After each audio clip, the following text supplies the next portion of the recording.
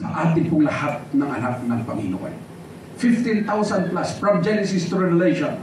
According to the Bible scholar, they are saying, based to their study, that there is 15,000 plus promises of God to us.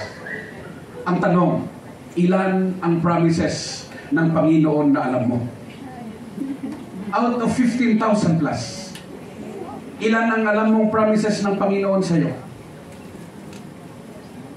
There are three, sasabihin ko ito, here are three ways our Lord moved mountains when we put our faith in Him. Tatlo pong areas ng buhay po natin na gusto po ng Panginoon na kumilos po sa buhay po natin. First, unang-una, have faith that the Lord will move obstacle in our faith. Una po yun. There are many areas in our life. Sabi ko nga po, and I would like to reiterate, there are many areas in our life that we have obstacle.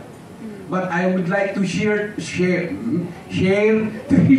points only. So, unang-una po, have faith that the Lord will move obstacles in our life. Sabi ko nga po, dapat yung paniniwala natin at pananampalataya po natin ay nakasentro sa Panginoon. Hindi po kay pastor, kahit gaano kagwapo yan. Kasing gwapo ni Pastor Rod. Kahit gaano kagaling yung pastor na yan, dapat sa Panginoon po tayo umasa. Amen ho ba? Ano ba yung mga bagay o mga bagay-bagay o obstacles sa faith po natin, pananampalataya po natin sa Panginoon? Of course, sabi niya po dito, obstacle in our prayer. Noon, inaabot mo ang 15 minutes to 30 minutes for you to pray. Pero ngayon, ilang minuto na lang, nag-aapura ka pa nga. Kasi baka sa mamaya nag-text yung ka-textmate mo. Di ho ba? And experience that. Minsan nga po, maabot pa ako ng 3 hours just to pray. Pero ngayon, bakit ang hirap ng 3 hours, Pastor Ron? Baka katulad din po kayo. Mga sisters and brothers in Christ. Sino mo ba rito umaamin na problema niya ang prayer life niya ngayon? O walang umaamin. Meron po si sister. Pero I have to be frank with you. Pastor din po ako, pastor ako, pero kailangan ko rin aminin ang aking pong mga weaknesses sa aking pong buhay. Sabi po ng mga ibang pastor, pag inaamin mo daw ang iyong mga weaknesses, bumababa daw ang tingin sa iyo. But for me, hindi po ganoon ang aking pong prinsipyo. I would like to be honest to God in myself. That I am still human. I have many weaknesses in my life. So ganoon po yung kampo natin. Yung pong prayer life natin, yung pong Bible study po natin, our personal reading and Bible study of the Word of God. Doon, ang saya-saya po natin, magbasa ng mag-aral po ng salita ng Panginoon, ilang oras ang ginugugol mo ngayon. Marami pong obstacle. Yan po ang unang-una kasi na gusto ng kaaway na sirain sa buhay po natin. Our faith to God. Once na nasira po ang ating pong pananampalataya sa ating pong Panginoon, ang dali-dali na ng kaaway kumilos sa inyong buhay na hindi mo nalalaman bakit ganito na ang nangyayari sa inyong pong buhay. Bakit doon? Bakit ngayon? Marami ka ng tanong sa inyong buhay. Magkano ba sa inyo dito ang nabankrupt ng 500,000? Buti si Brother Bubot, hindi siya na-bankrupt, kumikita ng milyon. Eh ako, na-bankrupt ako 700,000 noong ilang buwan lang. Masakit po nga kayo pong loob. Linoko po ako eh. 700,000, inipon ko yun ng ilang buwan sa sweldo ko po. Tiniis ko pong hindi nag-ulam ng fried chicken. Hindi tinipid ko po talaga pong nagpuan po ako, hindi kumakain po sa Chowking, sa Jollibee, dahil gusto pong makapag-ipon. At kung minsan, yun po yung mga obstacle na ipanahintulutan ng Panginoon for you to be tested. Matest po ang ating pong pananampalataya sa Panginoon kung gaano kakatindi. Gaano kakalalim sa harapan ng Panginoon, sa salita ng Panginoon. Going to church, attending church service. Ilan na sa inyo rito ang masaya pag Sunday? Yehey! Sunday na ngayon. Yes! O, Sunday na naman ngayon. Parang boring na sa'yo ang Sunday. Or pagbibigay ng tithes. Bakit doon walang problema sa tithes? Pero bakit ngayon maraming issue sa tithes? Alam niyo po, this is one of my problem giving my tithes. Ang salary ko po sa Pilipinas, Pastor Ron, ay ganun. Hindi ko po kailangan sabihin. So magta-tithes po ako ng 10,000 monthly. Pero palagi ko dinidepensa sa Panginoon. Sabi ko, Panginoon, marami akong tinutulungan araw-araw. Pupunta sa aking opisina nagpapatulong. May nagda-dialysis, may mga estudyante na walang magamit sa pagkaaral. Marami pong lumalapit po ron.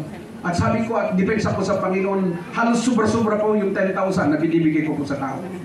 And there's no need for me to give my tithes. Pero God rebuked me.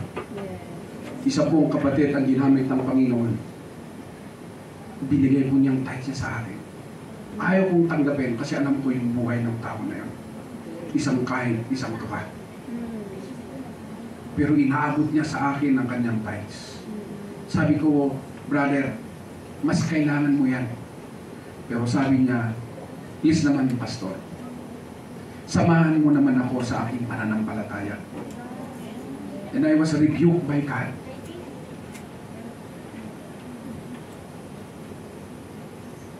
$10,000, malaki kasing bagay yung 10,000 eh.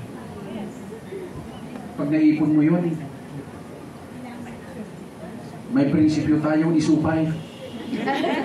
But because of the principle of isupay, dinilang tayo ng kaaway. Our understanding to the Word of God, kaano ka nakalalim? Gaano nakalalim ang pag-unawa mo sa salita ng Panginoon? O parang kahit anong gawin mo, anong gawin mong magbasa ng salita ng Panginoon, kahit anong sigaw ni pastor na mag-preach every Sunday, para wala kang naiintindihan. At ganoon din po ang gusto ng kaaway, isang agenda ng kaaway po sa atin. Kaya kung minsan lumalabas ka sa church, hindi pa tapos yung church, ay yung service, lumalabas ka na. Kasi boring na sa'yo at wala ka nang naiintindihan. Yun po yung kampo natin dito. So, sana mga kapatid, sometimes one of the most seemingly insurmountable obstacle is that of clinging fast to God. Salamat naman at meron po tayong Panginoon na madaling kapitan at madaling takbuhan po natin. Kaya nga po sa salita ng Panginoon in Psalms chapter 32 verse 8, I will instruct you and teach you in the way you should go. I will counsel you with my loving eye on you. Napakasarap ang salita ng Panginoon. This is the promises of God. Tuturuan po tayo ng Panginoon. In spite of sa mga kahinaan po natin, sa mga weaknesses po natin, nandyan ng Panginoon. He is always available. Every now and then, nalalapit po tayo sa Panginoon. Ang Panginoon po, nandyan po palagi para po sa atin. Ilalaban po tayo ng Panginoon. Dahil mahal po tayo ng Panginoon. Amen ho ba? Amen. When we feel that we cannot no longer keep the faith, we may turn our eyes to God. Look to the upper taker, not to the undertaker. There are times na parang tayong susuko sa paglilingkod ng Panginoon. Parang kulang lang na sabihin po natin, tama na, suko na ako. Dahil sa mga pangyayari sa buhay po natin, sa mga obstacle po sa buhay po natin. One of my good friend, namatay po ang kanyang dalagang 16 years old. At ang plano po niya, after the burial of his daughter, hihinto na siya maglingkod ng Panginoon sa Panginoon. And we are there. Timely na pinagsalita po ako. Wala ako sa program. Wala akong pangalan doon sa program. Pero dahil siguro sa board member ako, kaya napilitan sila na binigyan po ako ng part ng burial na yun. And thanks God, God uses my life. Sabi ko sa pastor na yun, Pastor, alam mo kung napakasakit mawalan ng anak. Lalong-lalo na batang-bata ang iyong anak.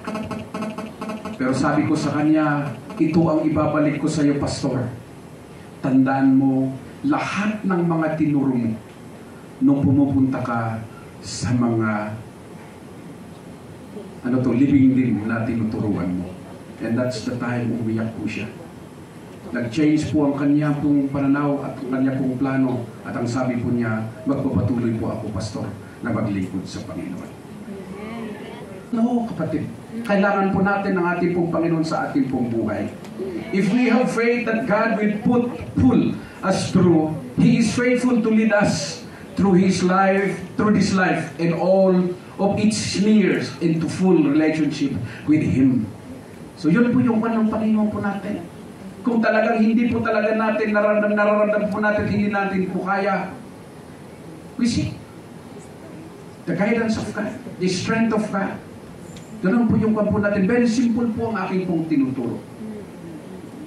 One of my instructor, when I took my masteral sa Bible School, Pastor Ron, itong tinuro sa akin. Never prepare a sermon na ikaw mismo nalilito. At ikaw mismo nahihirapan magturo. So every now and then, but if I'm going to prepare my yung sermon ko po sa mga napakadali pong maintindihan.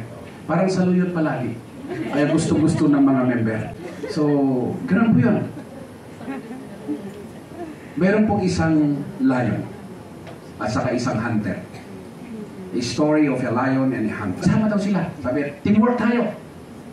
Nag-usap daw sila ng lion. Teamwork tayo. So, mag-hunt tayo. Ang problema, umabot na ng alas 5 ng hapon, wala pa silang nahunt. Nagkatinginan sila. Siyempre yung tao may sense of humor naman, may kwan naman po yun eh. Nasense po niya na talagang iba na yung tingin ng lion sa kanya. Talagang adobo na talaga ang tingin ng lion sa kanya. So to cut the story short, tumakbo kaagad yung tao. Hinabon ng lion.